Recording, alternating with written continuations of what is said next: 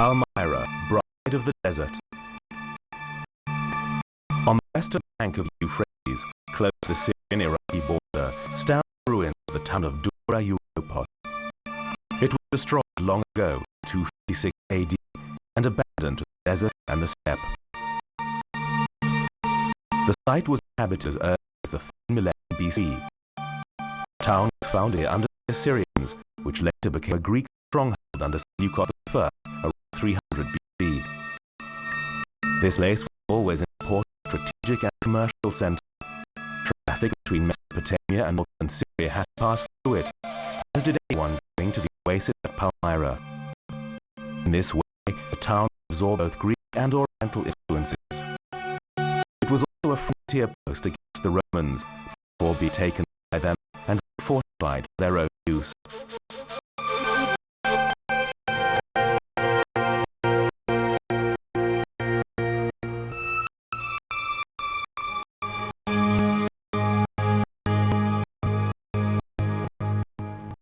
Dura Europos wasn't just important as a military base, but as a caravanserai on a trade route that, since 3rd millennium BC, had led out to the north, along the Euphrates, via Mari, and into Mesopotamia. After Syria became a Roman province, the newly conquered city was made a colony under the Emperor Septimus Severus in 211 AD. A new citadel was built, and Dura Europos flourished thanks to economic ties with Palmyra. Caravans coming from the Euphrates lowlands and the Iranian plateau all broke the journey to Dura Europos.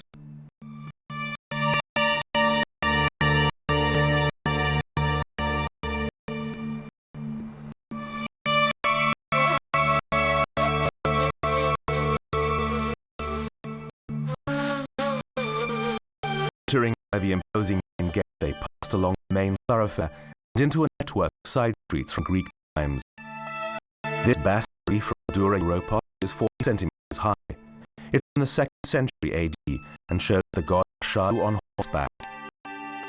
The eagle brings the crown of victory. The god's hairstyle is Parthian. There's a ritual scene, and in front of the horse an altar for sacrifices or burnt offerings. The figure on the right with its arm raised, pointing to the god, appears to be performing a rite.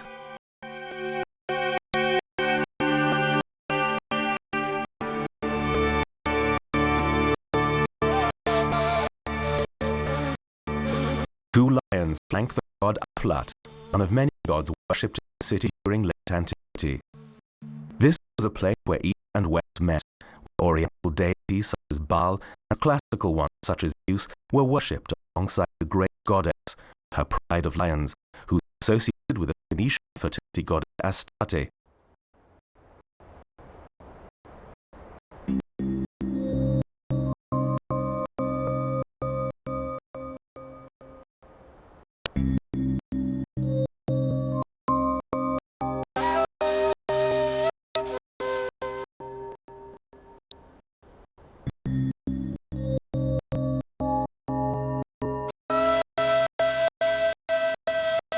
The 73-hectare site is an outstanding example of ancient city culture. Excavations begun in 1920 turned up a total of 15 temples. Over the centuries, a mixture of Assyrian, Greek, and Roman elements developed in Dura Europos, and the influence of neighboring Palmyra can also be seen. Traces of 16 different religions and cults have been found.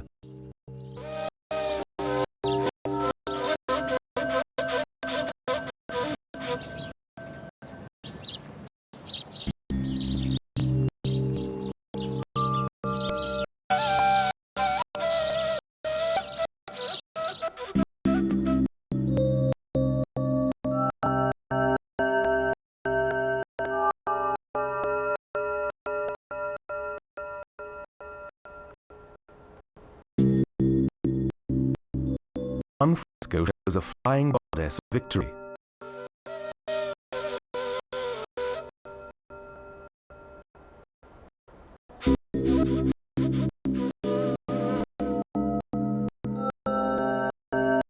This Parthian votive relief from Dura Europos, dating from the 1st or 2nd century AD, shows dress, holding two banners topped by small figures.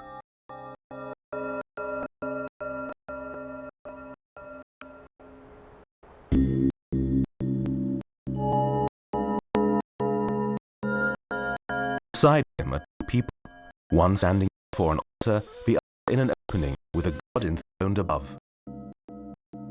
Utensils, vases, and glasses also demonstrate the remarkable level of art and cultural life in the city, in which temples, synagogues, and churches existed side by side. The vases date from between the 1st and 2nd centuries AD.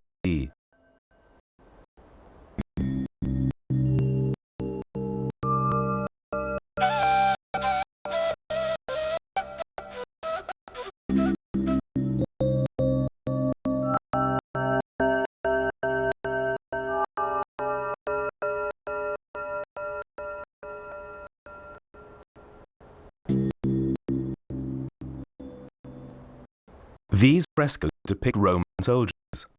The archive of the 20th cohort of Dura Europos from the period between 208 AD and 251 AD gives detailed information on the soldier's life.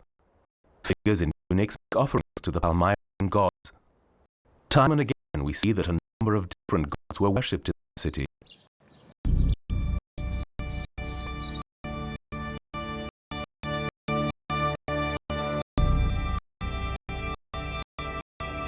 Dura Europos is a city that clearly shows how the Orient interwove with the West once the Middle East was open to Hellenic influence. Parthian, Christian, Jewish, Hellenic, and Roman elements mingled in the city's works of art, buildings, and cult images.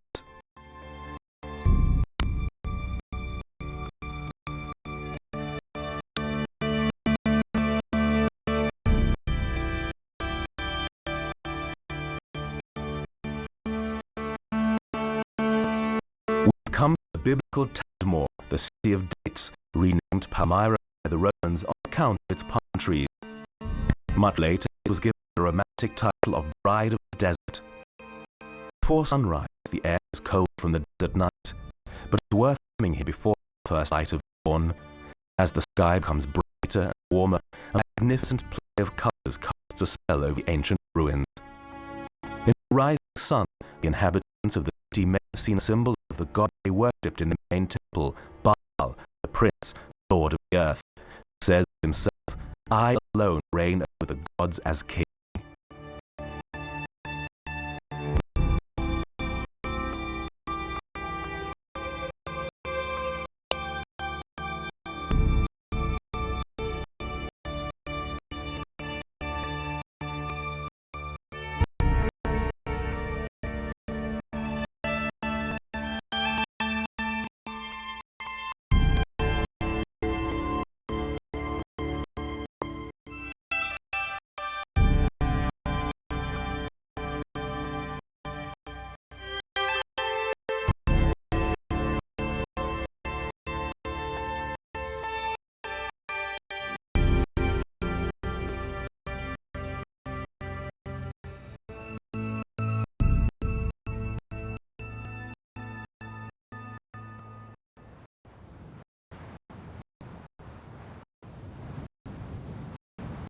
Palmyra is a fertile oasis in the middle of the desert.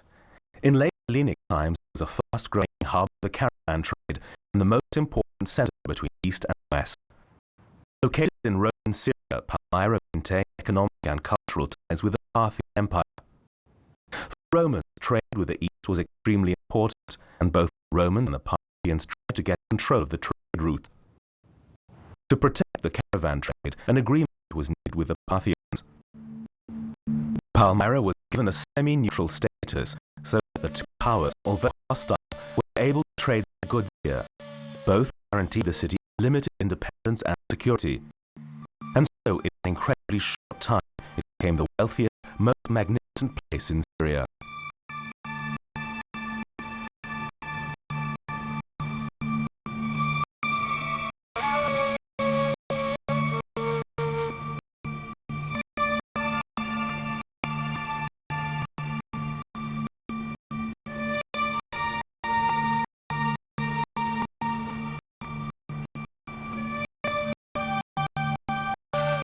In the east of Palmyra rises the mighty temple of Baal, house of the god, to which all else is subordinated.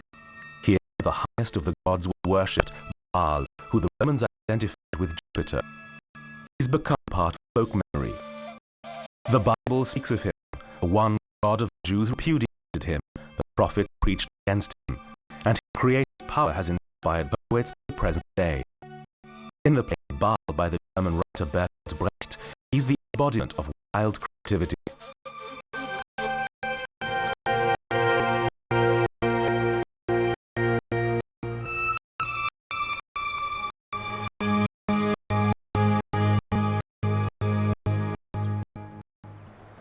Older, smaller shrines and temples were demolished to make way for the massive new building. The Temple of Baal was erected on a huge site and consecrated in 32 AD, on the day of the Babylonian Akitu festival, a New Year festival commemorating the deeds of the god Marduk Baal at the creation of the world. The temple stands on a platform measuring 210 to 205 meters, aligned to the cardinal point of the compass.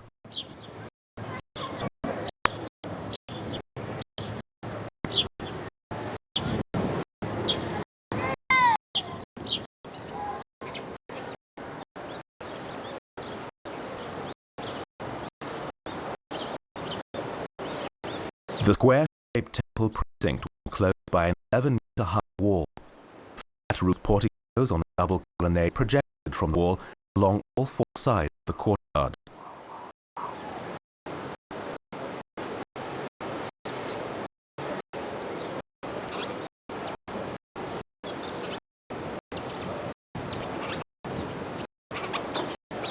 The southwest corner of the colonnade is one of the most impressive remains. The temple was altered in about 80 AD, and the porticos along the wall were completed subsequently. Columns have molded consoles to take statues. These reverential inscriptions are in Greek and in Palmyra and Aramaic script.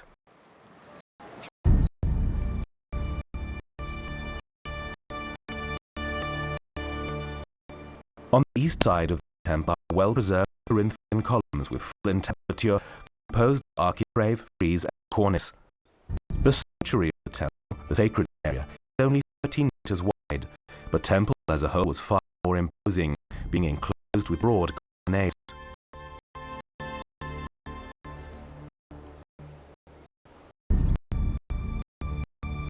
The architecture of the Baal temple lies in a Greek tradition which, like all Palmyra, is infused with Mesopotamian influences. The columns were decorated with Corinthian capitals clad in gilded bronze. In the 5th and 6th centuries, the temple sanctuary was used as a Christian church before it became a mosque after the Arab Islamic conquest.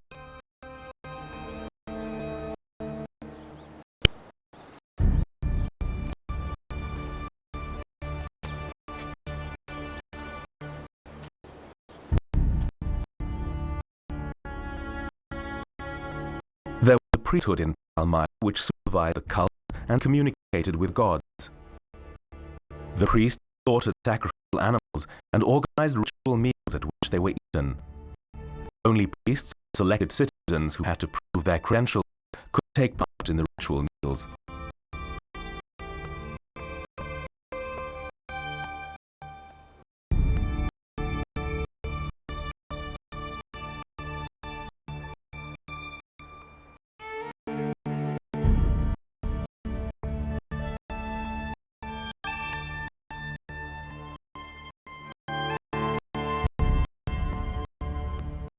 Most of the reliefs in the Baal temple precincts portray gods. Gods such as Yahweh, Shamain, Agibod, and the great goddess Ishtar.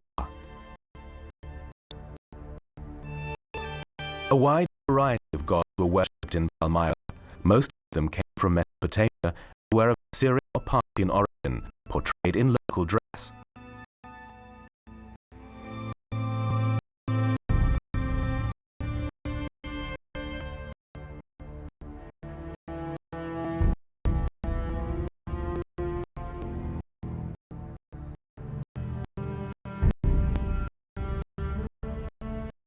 Baal is the great god, the sun god of the Orient.